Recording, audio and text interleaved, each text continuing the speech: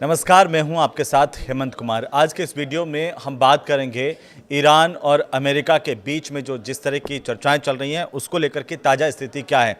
क्योंकि आप देखिए कि ईरान में लगातार सरकार के खिलाफ प्रदर्शनों के बाद अब सरकार का ये दावा है कि तमाम प्रदर्शनों को कंट्रोल में कर लिया गया है।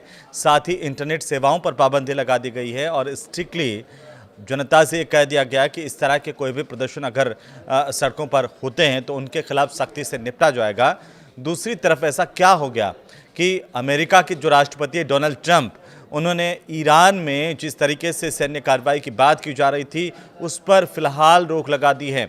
क्योंकि अमेरिका ये कह रहा था कि ईरान में हज़ारों लोगों के प्रति सरकार की क्रूर कार्रवाई के खिलाफ वो तुरंत सैन्य कार्रवाई करेगा। लेकिन फिलहाल जो सबसे बड़ी अपडेट है वो ये है कि अमेरिका ने इस कार्रवाई के खिलाफ अभी तुरंत सैन्य कार्रवाई को लेकर के रोक लगा दी है। यानी कि अभी कोई अमेरिका हमला करने के मूड में नहीं है या हमला करने वाली स्थिति में नहीं है, या यूं कहें कि अमेरिका को पता है कि इस बार का ईरान वो नहीं है। ईरान अब उठ खड़ा हुआ है और ईरान अपने ऊपर किसी भी बाहरी देश के हमले का मुंह तोड़ जवाब देने में सक्षम है। ऐसा इसलिए क्योंकि ईरान से जितने भी मीडिया रिपोर्ट्स आ रही हैं और जो अंदरूनी तौर पर खबरें सामने आ रही हैं उसमें यह कि ईरान की सरकार ने भी अपनी तरफ से पूरे इंतज़ाम कर लिए कि अगर कोई उनके देश पर बाहरी ताकत हमला करे या फिर इस तरह से ईरान के अंदरूनी हालात की आड़ में अगर कोई विदेशी हमला करता है तो उसका मुंह तोड़ जवाब दिया जाएगा। और ऐसा लग रहा है कि फिलहाल ट्रंप को ये बात समझ में आ गई है।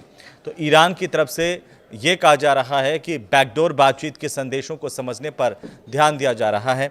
और वहीं मीडिया रिपोर्ट से कहती है कि व्हाइट हाउस को तेहरान से जो निजी संदेश मिल रहे हैं वो सार्वजनिक तौर से जो बयान दिए जा रहे हैं उनसे काफ़ी अलग है और वे इनकी पड़ताल कर रहे हैं ताकि हालात का समाधान ढूंढा जा सके। क्योंकि राष्ट्रपति ट्रंप ने यह भी कहा है कि अगर ज़रूरत पड़ी तो सैन्य विकल्पों का इस्तेमाल करने से वे झिझकेंगे नहीं। और इसी बीच ट्रंप प्रशासन ने ईरान के साथ व्यापार करने वाले देशों पर 25% तक टैरिफ लगाने की भी घोषणा की है। ईरान को चारों तरफ से घेरने की कोशिश अमेरिका की है, उसमें अभी अमेरिका कामयाब होता हुआ नज़र नहीं आ रहा है। क्योंकि ईरान ने ये पलटवार करते हुए दिखा दिया है कि उनके ऊपर अगर किसी भी तरह की अस्मिता को लेकर के कोई हमला होता है तो वे इसका मुंहतोड़ जवाब देंगे। ईरान ने भी एक पूरा का पूरा प्लान जो है वो कहा जा रहा है कि तैयार किया कि अगर अमेरिका हमला करता है तो कैसे अमेरिका को ईंट का जवाब पत्थर से देना है। ये बात अब अमेरिका की भी समझ में आ रही है। क्योंकि ईरान में जिस तरीके से प्रदर्शन हो रहे थे, वहाँ की जो सरकारी कार्रवाई की गई, ये कहा जा रहा है कि वहाँ 600 से ज़्यादा लोगों की मौत हो चुकी है, हज़ारों लोगों को गिरफ्तार किया गया है।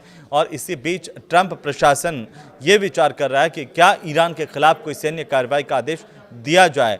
लेकिन उससे पहले ईरान की सरकार ने अपने अंदरूनी जिस तरीके से प्रदर्शन थे उनसे किस तरीके से सख्ती से निपटा है ये भी दिखता है। क्योंकि सरकार की तरफ से ईरान के अंदर इंटरनेट सेवाओं पर पाबंदी लगा दी गई, खासतौर पर उन इलाकों में जहां पर जो सरकार के खिलाफ प्रदर्शन हो रहे थे, लोगों को एक सख्त संदेश दिया गया है कि अगर कोई सरकार के खिलाफ जाकर के प्रदर्शन करता है तो उस पर कड़ी कार्रवाई की जाएगी। वैसे डोनाल्ड ट्रंप जो है वो पहले ये साफ कर चुके हैं कि अगर ईरानी सरकार प्रदर्शनकारियों पर घातक बल का इस्तेमाल करती है तो ये अमेरिका की रेड लाइन होगी। और ट्रंप का ये भी कहना है कि ईरान इस सीमा को पार करने की ओर बढ़ रहा है। इसी वजह से व्हाइट हाउस और राष्ट्रीय सुरक्षा टीम के भीतर बहुत सख्त विकल्पों पर विचार किया गया है। हालांकि अमेरिकी सेना को स्टैंड बाय मोड पर रखा गया है और ट्रंप ने ये संकेत दिए हैं कि ईरान के कुछ अधिकारी व्हाइट हाउस से बातचीत के संकेत भेज रहे हैं। ये हो सकता है कि ईरान को अपनी ताकत दिखाने के लिए या गीदड़ भभकियाँ देने के लिए अमेरिका की एक रणनीति हो सकती है। लेकिन अमेरिका को भी समझ में आ गया कि ईरान अब उतना कमज़ोर नहीं है जितना सोचा जा रहा था।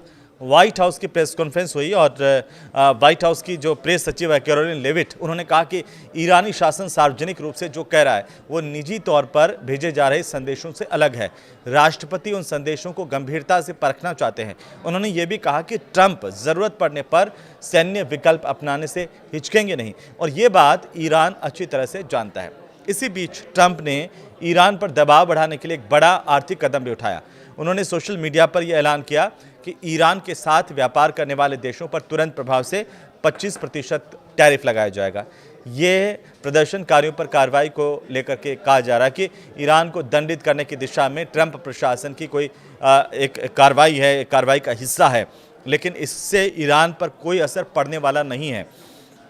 क्योंकि आप देखिए कि चीन, संयुक्त अरब अमीरात, तुर्की, ब्राज़ील और रूस उन प्रमुख देशों में शामिल है जो ईरान के साथ व्यापार करते हैं। ये कोई डरने वाले देश नहीं है अमेरिका से। अमेरिका की जो एक तरफा रणनीति थी वो यहाँ पर विफल होती हुई नजर आ रही है। हालांकि व्हाइट हाउस ने टैरिफ के दायरे और लागू करने की प्रक्रिया को लेकर के फिलहाल कोई विस्तृत जानकारी इंटरनेशनल मीडिया में नहीं दी है। वहीं राष्ट्रपति ट्रंप ने सैन्य कार्रवाई की बार बार चेतावनी दी है। यही दिखाता है कि अमेरिका एक तरह की गीदड़ भभकी दे रहा है। ये चेतावनी जो है वो ईरान और इजराइल के बीच 12 दिनों के युद्ध के 7 महीने बाद इस तरीके से दी जा रही है, उसके मायने अपने आप में अलग हैं। और इस युद्ध में अमेरिका ने ईरान के अहम परमाणु ठिकानों पर हमले किए थे, आपको याद होगा, जिससे ईरान का शासन कमज़ोर हुआ था। लेकिन अब वो स्थितियां यहाँ पर है नहीं, क्योंकि ट्रंप इसीलिए ये कह रहे हैं कि ईरान ने बातचीत की मेज़ पर लौटने के लिए संपर्क किया है। अमेरिका भी अब बातचीत करना चाहता है, इसलिए उसने किसी तरह का एक आक्रामक कार्रवाई या यूँ कहें कि सैन्य हमला करने की रणनीति फिलहाल ये कहा जा रहा है कि टाल दी है, क्योंकि उसे एहसास हो गया है कि ईरान जो है मुंह तोड़ जवाब दे सकता है, वहाँ पर वेनेजुएला जैसे हालात नहीं होंगे। अब राष्ट्रपति ट्रंप ये कह रहे हैं कि किसी भी बैठक से पहले उन्हें कोई कार्रवाई करनी पड़ सकती है। बातचीत इस असंतोष की आग को पूरी तरह से ठंडा नहीं कर पाएगी। साथ ही अमेरिका के सामने ईरान जो है वो झुकने वाला है नहीं, ये आप भी जानते हैं। और इन मांगों में ज़ीरो न्यूक्लियर एनरिचमेंट की मांग भी शामिल है, जो इस धार्मिक शासन की रणनीति की जो सोच की बुनियाद में रेड लाइन को पार कर जाती है। मौजूदा दबाव जिसे हम देखें तो चाहे जितना भी हो, ऐसा कोई भी संकेत नहीं है कि ईरान के नेता अपना रास्ता बदल रहे हैं, वो अपने रास्ते पर अडिग हैं। लेकिन अमेरिका, इजराइल और प्रतिबंधों के साथ जिस हालात में वे फंसे हुए हैं, उसमें अगर ये प्रदर्शन दबा भी दे जाएं, तब भी ईरान के पास आम लोगों की ज़िंदगी बेहतर बनाने को लेकर के ज़्यादा विकल्प नहीं है। लेकिन फिर भी एक राष्ट्र के तौर पर ईरान जो है वो इस पर विचार कर रहा है। और इस सप्ताह को अगर हम देखते हैं तो ये पूरा का पूरा सप्ताह इस पूरे घटनाक्रम की दिशा तय कर सकता है। सवाल इस बात को लेकर के है कि क्या ईरान और पूरा इलाका फिर से सैन्य हमलों के दौर में धकेल दिया जाएगा, या फिर बल प्रयोग से इन प्रदर्शनों को पूरी तरह से कुचल दिया जाएगा, जैसा कि पहले हो चुका है। ईरान के जो विदेश मंत्री है अब्बास अरागची, उन्होंने तेहरान में राजनयिकों से ये कहा कि स्थिति अब पूरी तरह से नियंत्रण में है। और बाहर दिन की रोशनी में तेहरान की सड़कों पर वही भीड़ दिखाई दी जिसका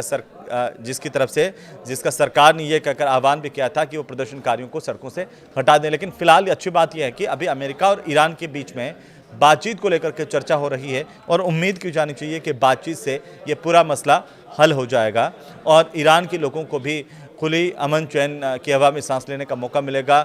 उनको भी तरक्की का अधिकार है। लेकिन सबसे बड़ी बात इस बात को लेकर के है कि अमेरिका अब समझ गया है कि यहाँ पर वेनेजुएला जैसे हालात नहीं है, क्योंकि ईरान पलटकर वार करने में हिचकिचाएगा नहीं।